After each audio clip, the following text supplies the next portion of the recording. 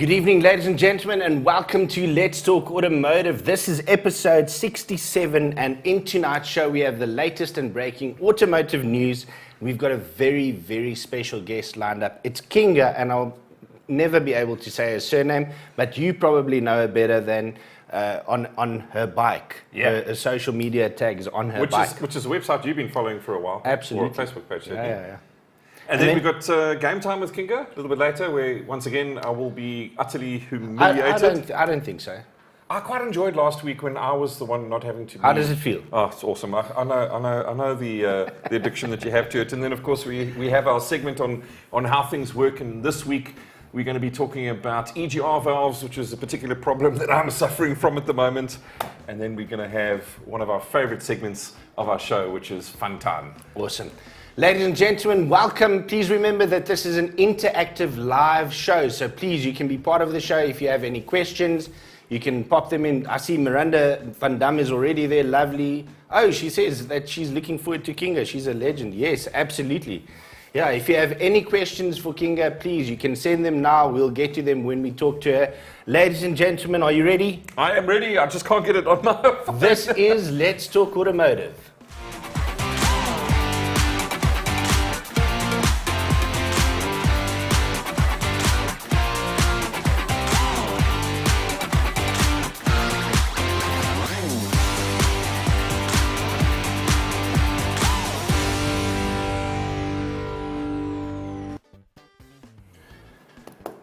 Peter, so it's been quite a busy couple of weeks. You've just come off 2 weeks of launching a brand new Suzuki into the market here in South Africa. That's been keeping you busy? Has been keeping me busy. Awesome times. But I wanted to talk about Brad Binder today because he topped the timesheets on free practice one for the Qatar MotoGP, which, listen, let's face it, I mean, the next best KTM was Miguel Oliveira in 10th. Yes. So let's just put that in perspective. in 5th.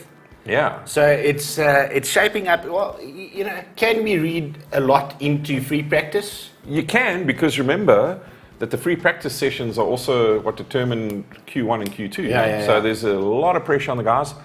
I have a suspicion that KTM has been sandbagging. Really? So my tip, if I'm going to put money on it, and sorry to my wife, but I might just put the house on this, but I think that Brad Binder is a serious championship contender this year. Wow, just look at this. Craig Shearden is joining us. Good morning here from Canada. Can you believe that? Fantastic. Canada. Craig, thank you so much for joining us.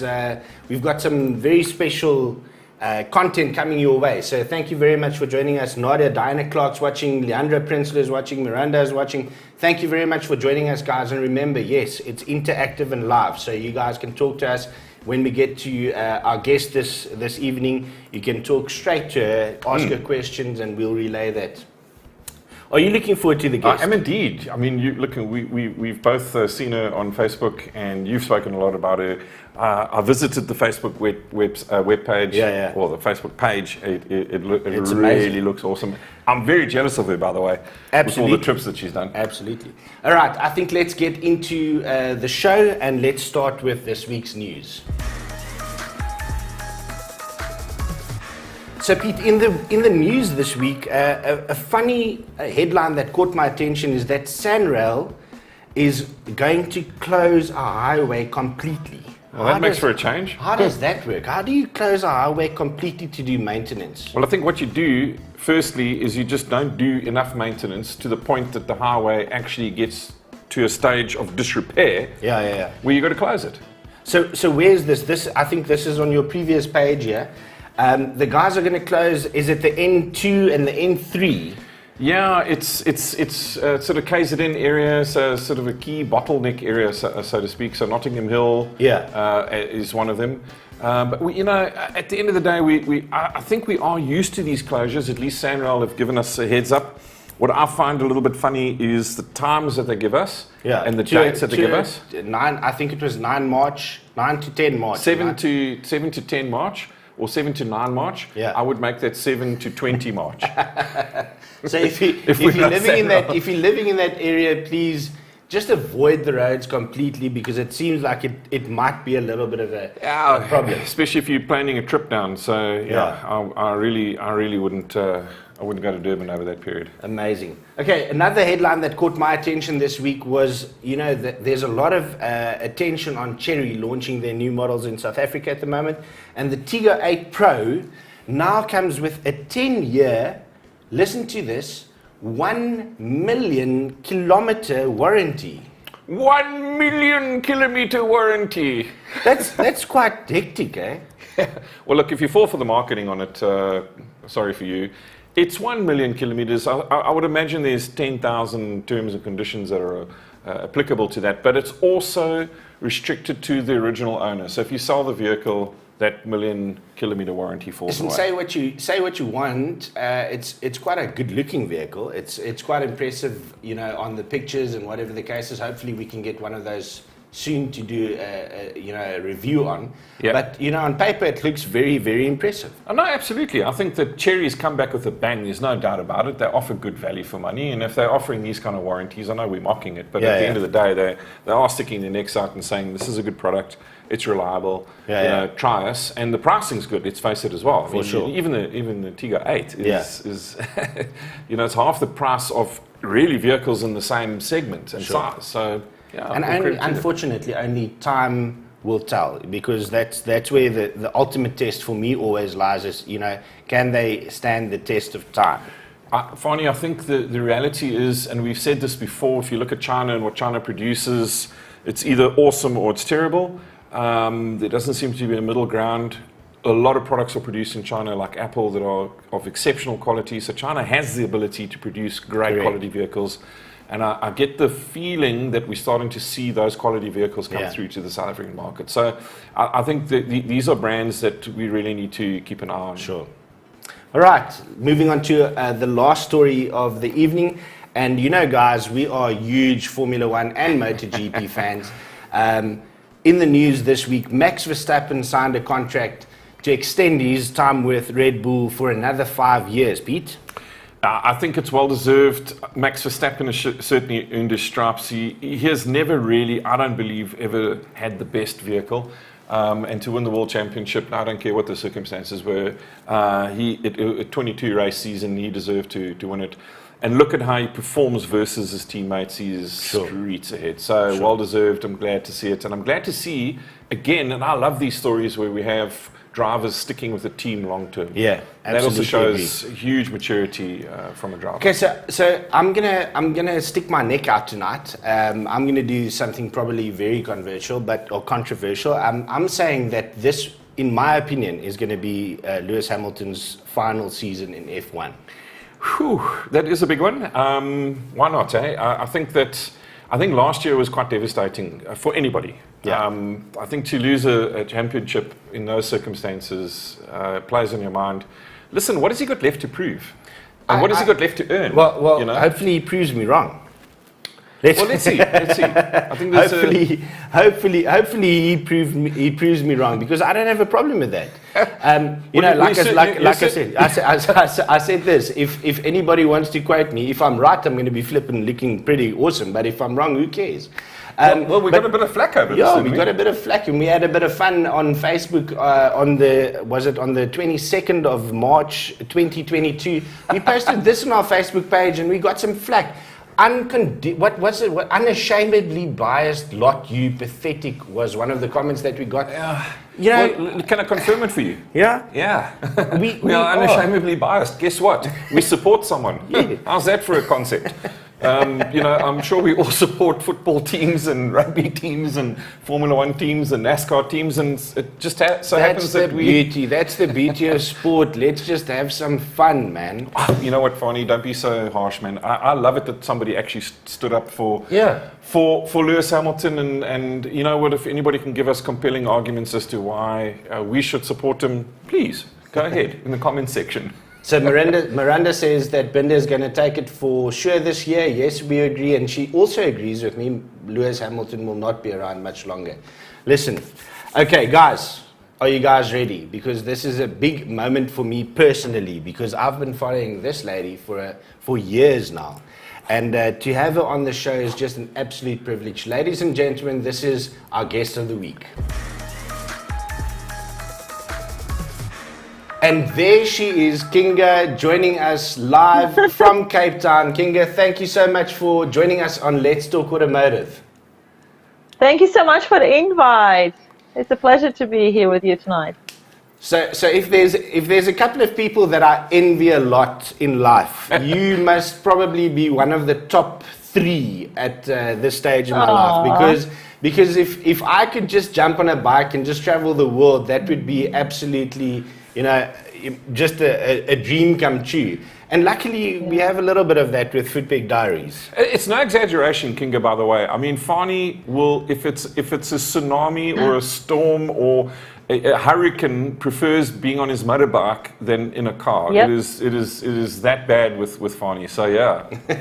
I agree, because cars are boring. I agree. And the first second that I'm stuck in traffic, that's when I just give up. Yep. I just don't And a want to waste of drive time. Absolutely.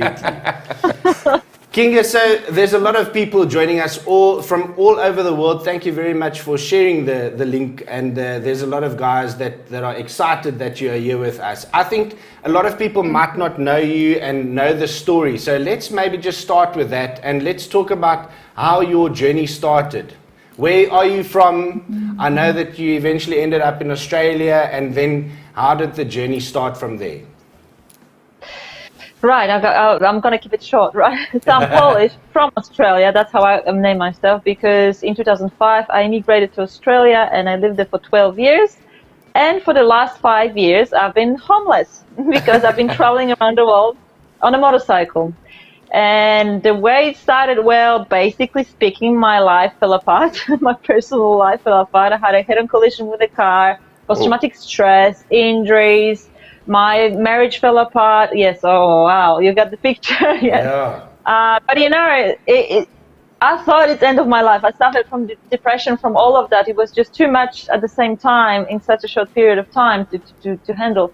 But at the time, I thought it's the end of my life. But actually, it was the start of the new life. Because of the accident, I got the payout for my injuries, so I had the money. I had no husband, so no one to hold me down, so I could actually, just quit the job and go. So that's what I did 5 years ago, and I'm still on the road.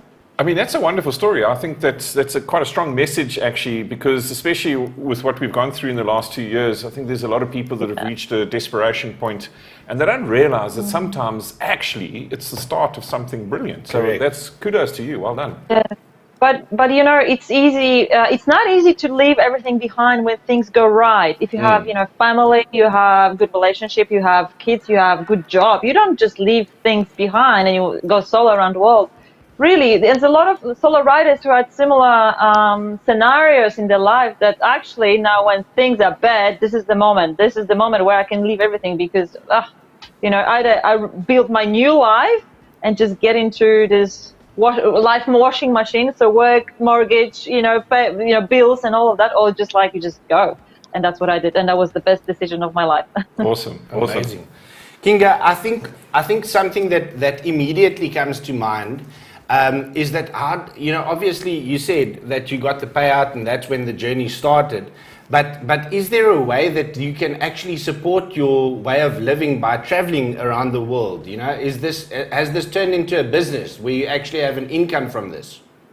Yes, well, it turned into my job eventually. But at the time, 5 years ago, it would never even cross my mind that I could just travel for that long. And you have money for 2 years, and this is how I was living with my savings for 2 years.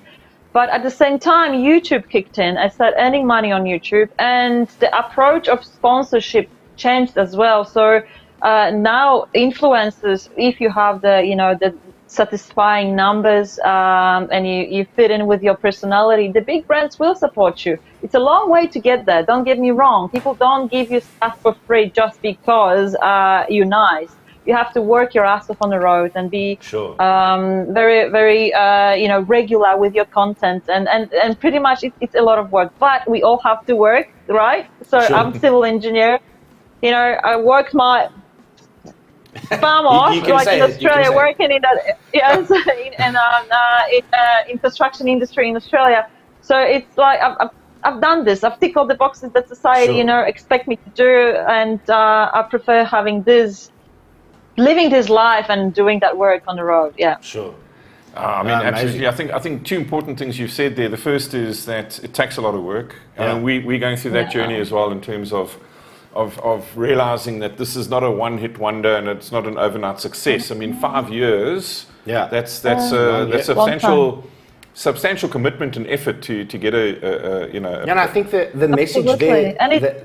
Sorry to interrupt you. The biggest message for me, and this is a life lesson, is that consistency is the answer to to success. A lot of people think that it's overnight, but I think, like you just said, that just doing it consistently, bringing out the content consistently, that's the answer. I think the other thing is as well is that, and this is what I really respect with you, is the fact that you've made a life choice that ultimately all of us want to do, but we don't have the guts to do it. Yeah. Like I said, it's not easy to make that choice to leave everything that you know. This is our human nature. It's very hard to leave what you know because it could be worse, and we expect, I don't know what I'm going to, like, this is the biggest worry of people who want to travel around the world. What I'm going to do when my bike breaks down, what I'm going to do if I'm injured, what I'm going to, but if you get caught in these thoughts, you will never leave.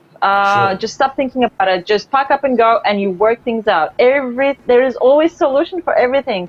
As long as you're healthy, the bike is fixable. And even, I mean, of course, with broken bones and stuff like that can happen with riders, right? Yes. But if you start thinking about it, you'll never leave the house. Yeah, that's true. That's amazing. So now you made this decision and this commitment that you're gonna go on a journey. Where did it all start? Let's look at the first sort of country that you went to go visit. So from Australia, I shipped my bike to South Korea on a plane, and then I caught a ferry to Vladivostok in Russia, far Russia, Siberia, and I rode through Siberia, Mongolia, all the stands, all for Soviet countries, Iran. And then I got to Europe. From Europe, I caught a cargo ship to Israel, and from Israel across to Africa. And now I'm in Africa for 3 years. It's been a while. What? Yes, 3 years. Wow. I know. Yeah, Okay. It's been a while. Okay, I've had 8 months break because of COVID, and I couldn't come back. I was flying out for little surgery, and I couldn't come back because of COVID. So that was like 8 months, break in between. But it's because the world was, shut.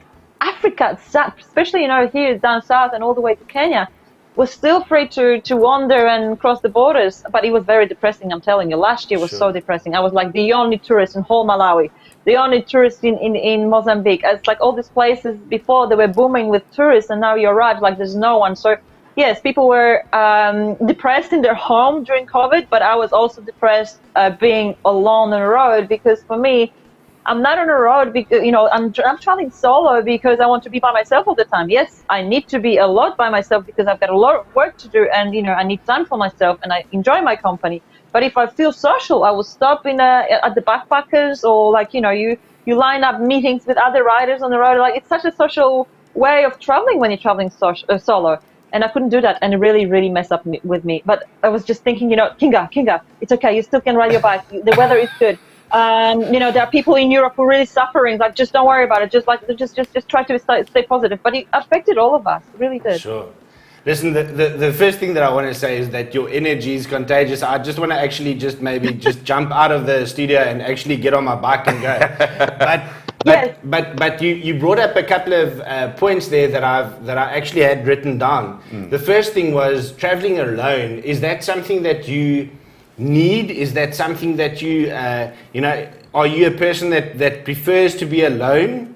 How does that work? I'm a social butterfly. I love people, but when you're traveling solo, you meet people. This is like you experience so much more. First of all, because you're more approachable. People invite you to the place. They're not afraid of you because now you're not a bunch of blokes on 8 bikes or whatever, and just like too hard to accommodate. When you're solo woman, when traveling to the Middle East, you experience so much more than a solo guy, because the women will talk to you, the men will talk to you. So I actually think just being a solo woman, it's like, and the cops don't find you, it's so good. I think there's so many advantages. when you're traveling by yourself. And when you're traveling with people, guys, you travel with guys, you always stick together, you eat together, you go for a ride together. You don't meet anyone because you're always together. And that's really, it's like traveling couples or traveling in a group. It's all the same. So when you're by yourself, then you meet people. Yeah. Love it. A very good point. So, sorry, I'm gonna have a follow-up question with regards to that. How do you get to a point where you can trust humanity? You're traveling through countries that are, it feels like completely unknown, areas and people and whatever the case. How do you get to a point where you can trust everybody that you deal with, or don't you? You listen to your gut. My intuition never failed me, and it keeps me out of trouble. So if people don't feel right, I don't hang around them. If place doesn't feel right, I pack up and go. If I camp in the wild, out of sight, out of mind. Sure, I'm not telling you that all my travels I didn't feel in danger. Yeah, but the moments when I felt in danger were like 3 times in Mongolia. That was very bad. And then 1 time in Azerbaijan, and that's within first 5 months into my trip. And after all this experience, I sort of learn how to listen to my gut and not be naive and trust people. So really it's how you put yourself out there. If you're confident, and the bike is my safety net. So me being on a big bike, even traveling, even here in Africa or like Middle East, even in Europe, men feel intimidated. Especially bikers don't. But if cops stop you or you're at the border crossing, people feel intimidated and they have a lot of respect for you. So as long as I'm with my bike, I feel really safe. But the moment, I don't know how backpackers do it. In Egypt, I would, leave my bike at the backpackers, take my little backpack and go. I was going through the streets and they were whistling. There was this, and I was like, oh my God, I could never be a backpacker. The women put up with so much crap. Wow. Just because they're walking women, walking on the street. Yeah. With my bike, that never happens. So, I hate walking, so it's not like I walk a lot. It's like my rule is 500 meters away from my bike and back. If I can't get there with the bike, I'm not going there. So it gets me out of trouble.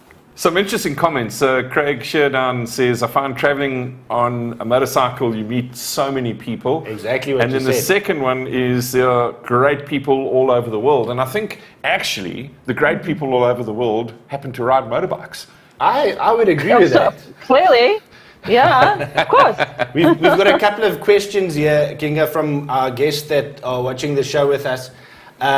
First comment from Miranda says that it just shows that bikes can heal minds, the best mental help in the world. I absolutely agree with that. And then she's got a couple of questions here. She says, how do you plan your routes? That's the first question. And then what was the second one? Your favorite country. Your favorite country.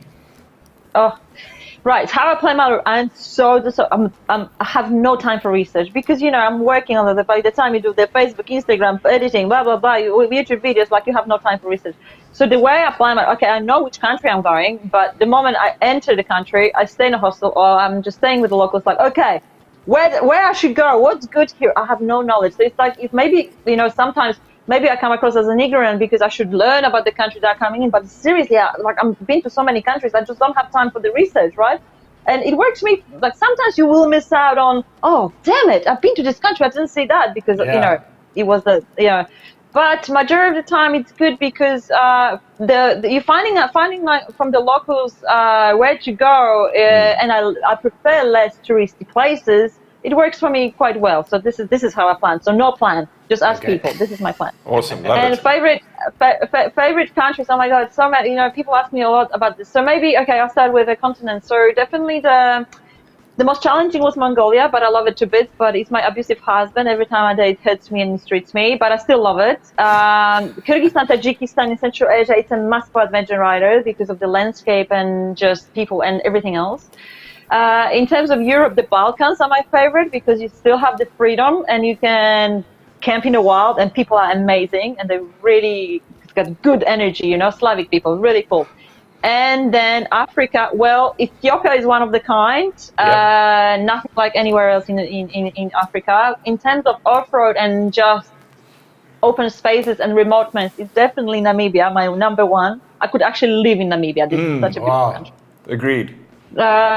And I love South Africa. You know, when you've been on all the continent and finally arrived to South Africa, everything's available. You can have have your head down, and it's just like you're just finally back to the modern world. So I'm glad that I did South Africa at the end. You know, so I started from the hardest, from Egypt, and then when you work your way out down, you have all you already experienced everything. What's the wildest, and then you come here. It's like a reward. But I think for people who start from South Africa and going up, it's just getting harder and harder and harder. So I don't know how that works for them, but for me, it's just the cherry on the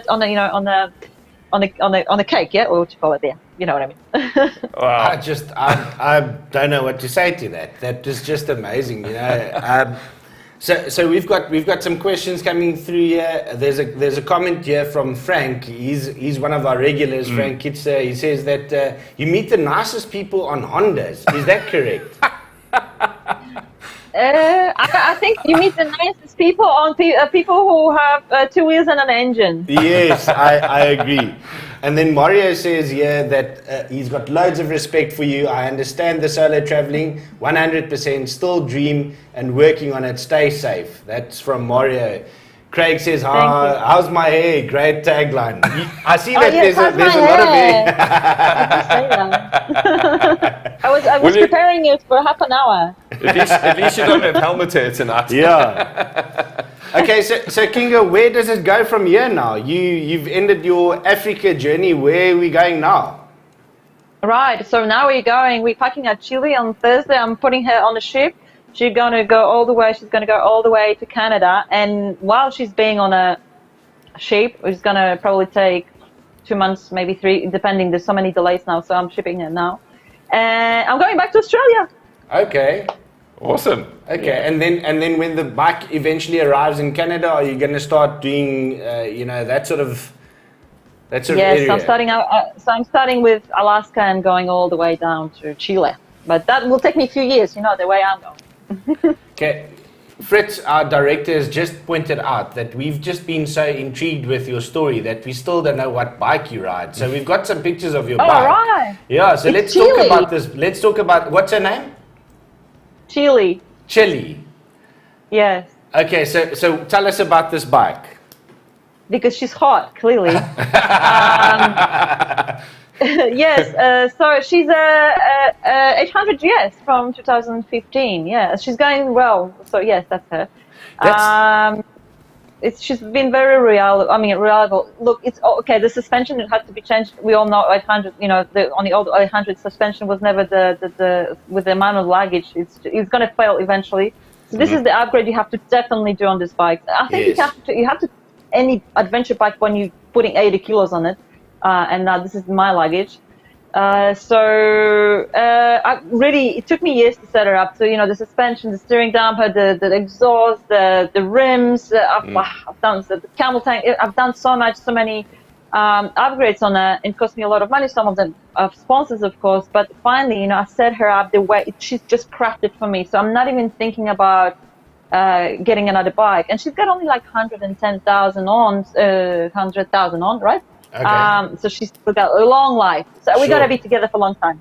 Absolutely. Well, Fani's just done a trip down in the Karoo on a GS 850. Hey? That's it. Kalahari, sorry. And that was, that bike amazed you. So quite interesting. And then also, Rico, the gearhead, says love from Kenya. So I don't know if that's somebody that you met perhaps on your travels in Kenya.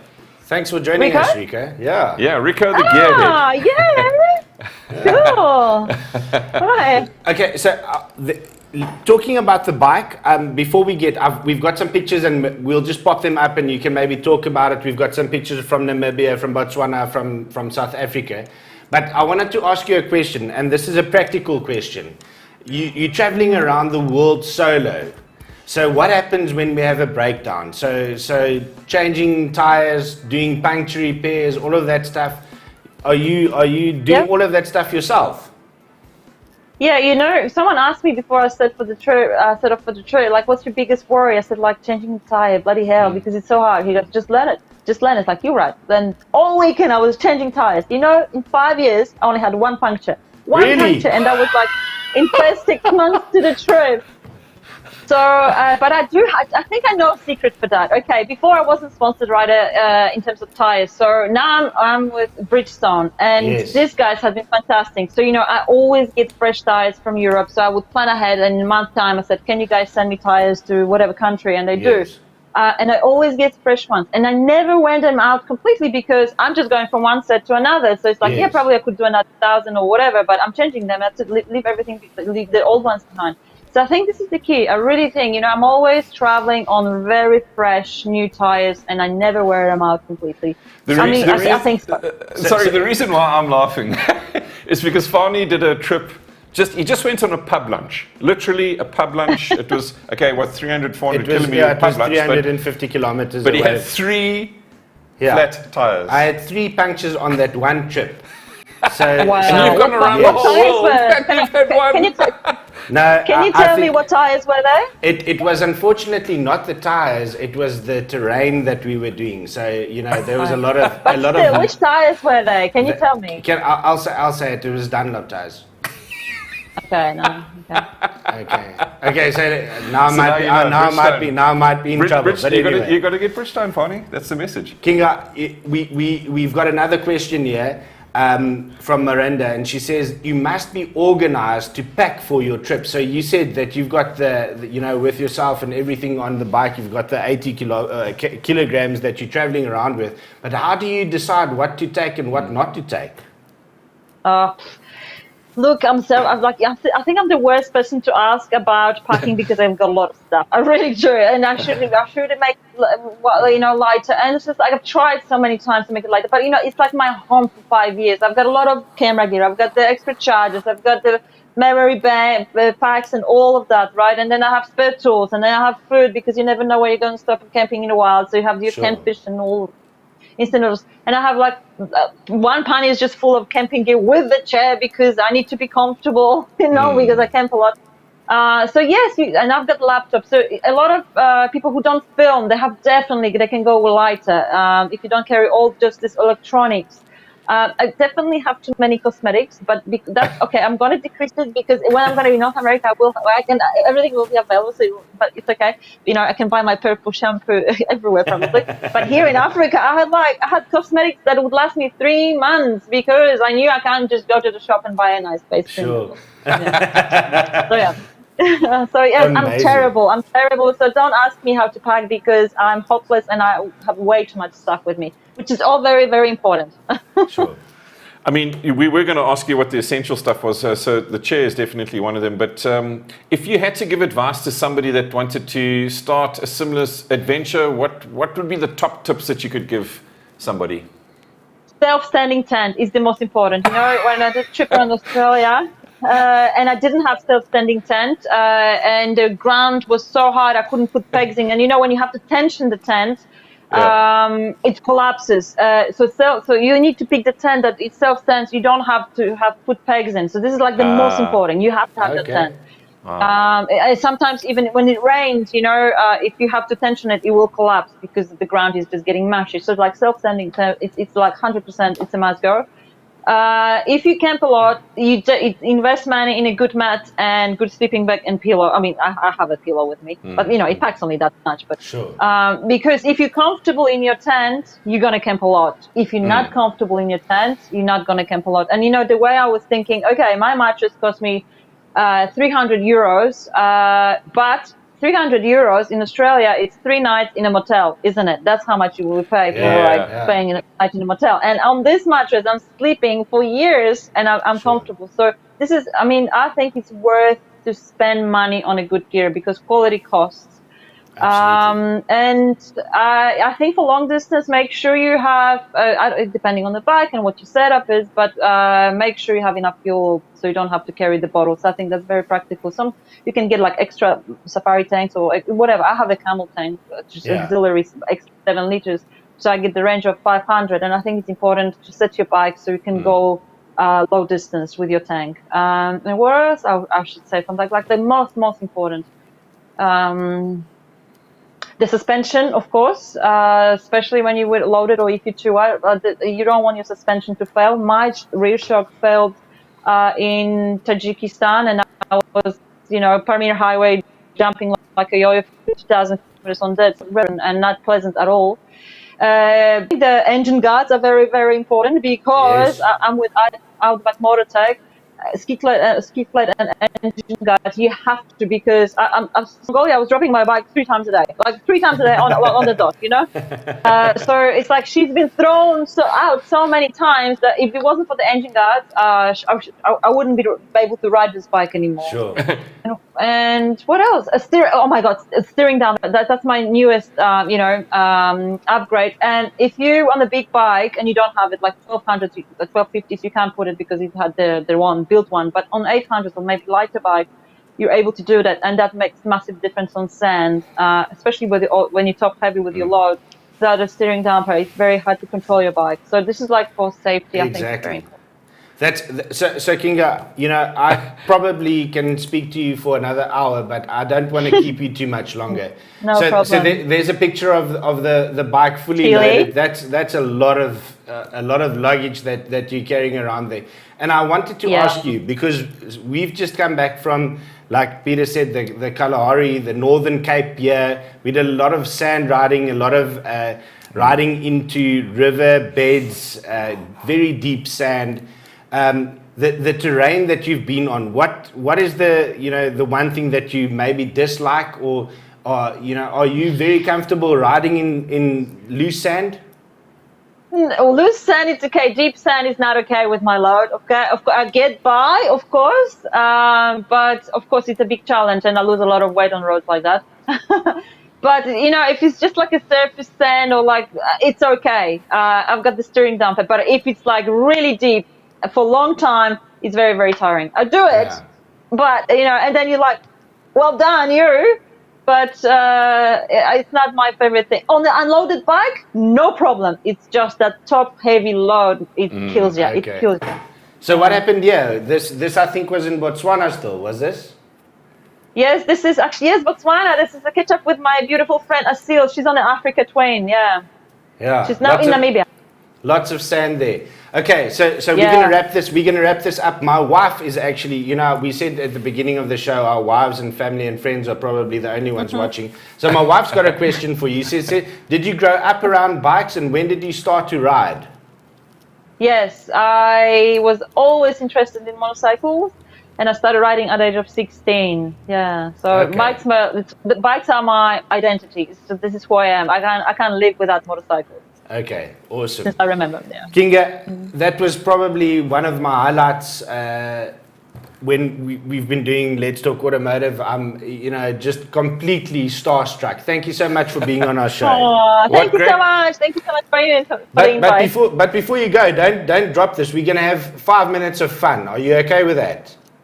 Yeah, not even 5 minutes. Okay, so right. I'm gonna introduce the segment, and then I'm gonna tell you what we're gonna do. Is that okay? Sure.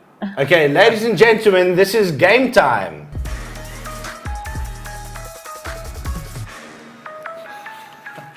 Okay, so I didn't tell you this. I did this on purpose. I didn't tell you because I didn't want you to stress about it. Okay. But what we do is we have a little game here on Let's Talk Automotive where the guest and Peter plays a guessing game against each other, right? So how it works is we're going to show you a little picture, a partial picture, and tonight we're obviously going to talk about motorcycles. So we're going to show you a little partial picture of a motorcycle, and if you can recognize the bike, you must please shout your name. And the best... Hold on. Okay, hold on, because you know what, I see myself on it takes 1/4 of the screen, but I'll try.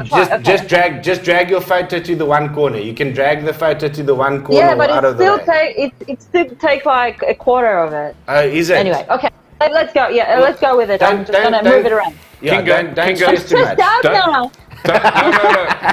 Let me put it to you this way, Kinga. This game is completely rigged. You will win. Fani takes great joy in seeing me losing. So does Fritz. There's no ways I can win this. We have to guess the model of the motorcycle. Is that what it is? Yeah, just give us. It's a Ducati or and don't worry. There's no rules. I'll make it up as we go along. Make sure you win. Okay. Right. Okay. Okay. All right, ladies and gentlemen, you guys watching at home, you can also play along. So if you recognize the bike, you can give us your answer in the comments below. And are you guys ready? Okay, so here comes the first one, guys. And we're going to give you a little bit of time, Kinga, because there's a delay. Peter's also going to watch on his computer screen. Here's the first one. Oh my goodness. No, what the hell? I'm going to take a guess. Peter. Okay, Peter's going to take a guess. I'm going to say that's a Honda. How do you recognize a Honda from that? Because it's a 450 and Honda made 450s. Kinga, you should actually recognize this motorcycle. Fritz, give it a little bit more. Don't worry, we're gonna show you a little bit more, Kinga. Can you see there? Oh my God, it's Honda 94! Yes! I'm gonna give you a point for that. I'm gonna give you a point for that. Yes, my first motorcycle. It might have a little bit different one. We do some research here at Let's Talk Automotive. Yeah, I was going to say that looks like, but you said Honda, and I'm like, bloody hell, maybe I should say something else. Okay. But it's half a point each. Yeah, I'm gonna give you guys half a point each, okay? Yeah, okay. Okay. Here's the second one.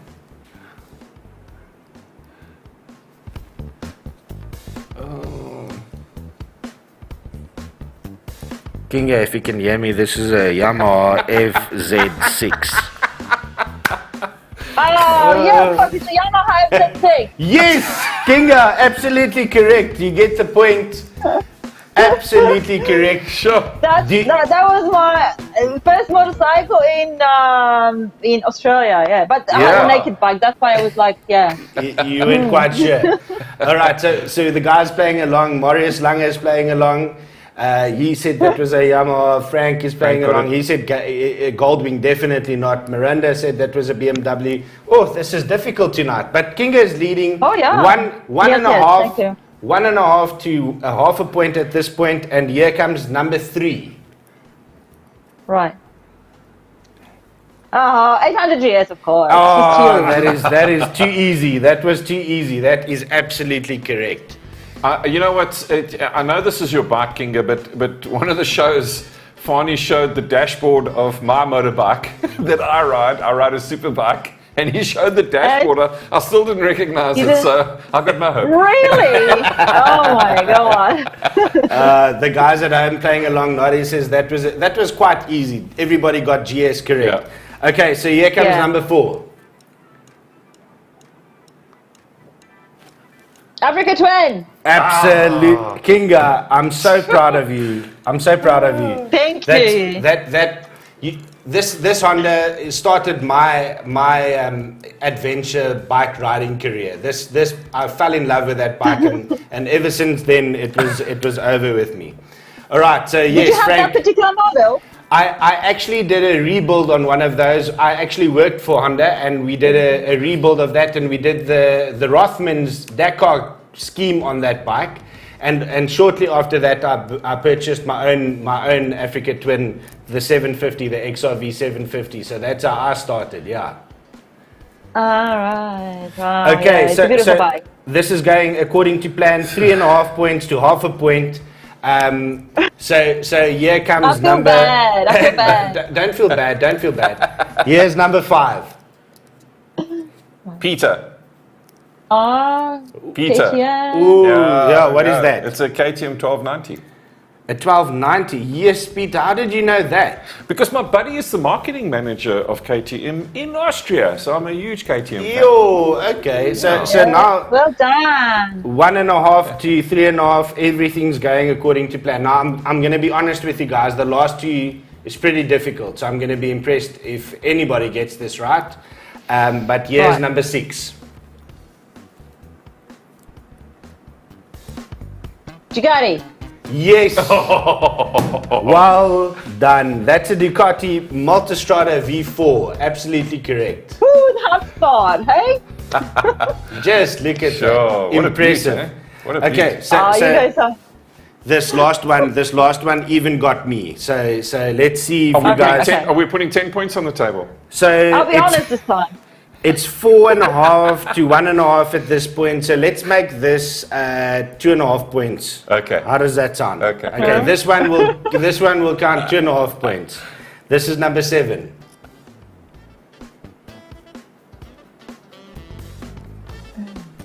Oh, no idea. No idea. Peter has got no idea. Maybe we show a little bit more. Maybe an Augusta? I don't know. Oh, I'm going to give you 2.5 points for that.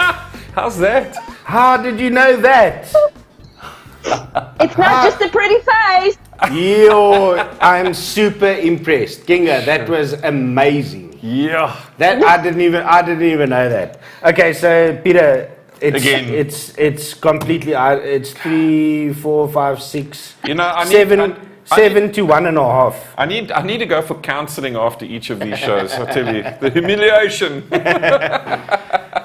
Kinga, that brings us to the end, and thank you so much for giving us your time. It was an absolute honor to have you on the show. Thank you so much. That was so much fun. Thank you. I've never participated in anything like that, so that was awesome. Thank you. You are having a get together tomorrow in Cape Town. Where can people get hold of you? Yes, at the BMW Motorrad dealer in town. Yes, please come at 10 o'clock. Yeah, I'll do a question and answer session, and we're just going to hang out, and it's going to be cool. Awesome. Oh, that's highly recommended to anybody. You've had such fantastic energy tonight, Kinga. Thank you so much. It's been a real treat having you on the show. Thank you. Thank you so much, guys. All the best. Kinga. Cheers, Kinga. Cheers. Bye. Bye. Bye. My goodness, wow. Absolutely mind blown. That was an awesome guest. Hey? Okay, Peter, so after that humiliating loss to a girl, let's bring you back up a little bit and talk about how things work.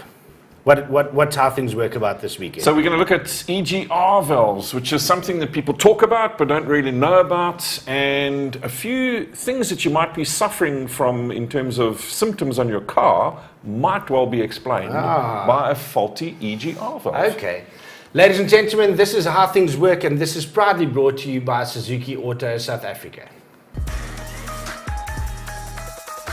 Welcome to Let's Talk Automotive, and in this week's episode of How Things Work, we're going to have a look at an interesting device that we found in our cars that you've heard of, but probably never considered what it does. And of course, I'm referring to the exhaust gas recirculation valve, or EGR valve, as it's commonly known as. We'll have a look at what it is, why it's on our vehicles, and some of the common failures that we experience with it. Plus, we'll have a look at how to repair it and maintain it. So let's kick off with what it is. Now, the EGR valve directs or redirects some of the exhaust gases back into the combustion chamber. Now, I know this sounds like a crazy idea, and I mean, why on earth would we willingly direct exhaust gases back into our combustion chamber? Now, there are two main reasons why we do this. The first is to reduce emissions, and the second is to improve the engine's efficiency. When it comes to emissions, one of the most toxic we produce during combustion is nitrogen oxide. Now remember that while air is made up of nearly 80% nitrogen, and although it's an inert gas, at high temperatures of combustion, it becomes highly reactive and forms oxides of nitrogen. And nitrogen oxides cause all sorts of respiratory issues as well as acid rain. So you can appreciate why we need to reduce it as much as possible. So if it's made during high temperatures of combustion, it's logical that by reducing temperatures in the combustion chamber, we will also reduce the amount of nitrogen oxide produced, and this is where the EGR valve comes into play. So by recirculating exhaust gases back into the cylinders, we also reduce the amount of oxygen available, which slows down combustion and then reduces temperatures. Now, I also mentioned that the EGR valve will improve the engine's efficiency, and this happens because when the temperature of combustion is reduced, less fuel is wasted, venting in the form of heat. EGR valves are also found in both petrol and diesel engines, but we seem to suffer the most issues with our diesel EGR valves, and this is because of our relatively high sulfur content which we find in South African diesel, which produces soot as a product of combustion, and it's the soot which clogs up our EGR valves and causes a few problems. So some of the symptoms of a failing EGR valve include rough idling, loss of power, poor acceleration, and you may even hear the turbo working a little bit harder if you have one in your vehicle. Now, to resolve the problem, you can either clean the valve or replace it. And there are plenty of video resources available if you have an older car and want to rather attempt a repair. And with a few basic tools and some valve cleaner, you could probably get the job done yourself. But with new cars that are still under warranty, it's probably best to rather get the dealership to sort it out. So there you have it. Now you know what the EGR valve does and some of the symptoms of a failing EGR valve. So I hope you found the information useful and look forward to seeing you again on future episodes of How Things Work. Peter, that was simply amazing. I actually learned a lot, and the one thing that I just wanted to add to that is that maybe you should check out your EGR valve because I sit right next to you in the studio, and maybe just getting one of those tools to get the Funny, sorted. it's the wrong diagnosis. It's my bypass valve. Thank you very much. Proudly brought to you by Suzuki Auto South Africa. And by the way, did you see that they had another 3,000 plus month in Feb? It's going to get better because this new Celerio is one kick-ass vehicle and it's going to take off. Watch this space. Amazing to have them on board as a Let's Talk Automotive partner.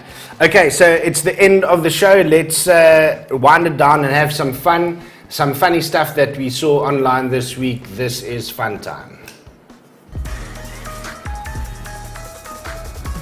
All right, so we've got some memes tonight. Hopefully, we don't offend anybody. Well, who cares if we do? Luckily, it's not F1 related or Lewis Hamilton. So let's start it light. Let's ease into it, as Pierre Breitenbach would say. After an hour of yelling, cussing, and throwing wrenches, and you finally get the bolt loose. I almost lost my cool there. This reminds me a lot of you. Yeah, well, not only do I lose my wrenches, but I almost lose fingers as well trying to get the damn things loose.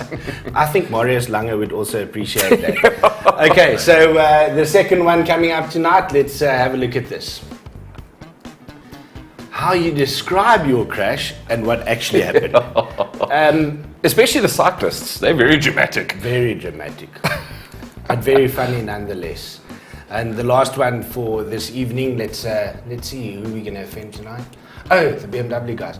When she says she likes a guy who can cook. That is very funny. The girls are actually getting pretty darn impressive. All right, guys, please don't send us messages saying that you're unhappy with that. It's just a joke, man. Relax. Anyway, that brings us or send them anyway. Yeah. Let's have a debate. Let's keyboard warriors also. All right, so next week, Peter, is the season finale. Yeah. Of this season, the 12th episode. So I think we'll plan something special. I think we must. When are we going to do our little challenge on the skid pan? Yeah, that needs to happen, but unfortunately you're working too much. So someone's got to pay the bills. We'll get. All right, guys, that brings us to the end of the show. We'll be back here next week at the same time, at the same place. We'll see you guys then. Have a good one. Cheers, everyone.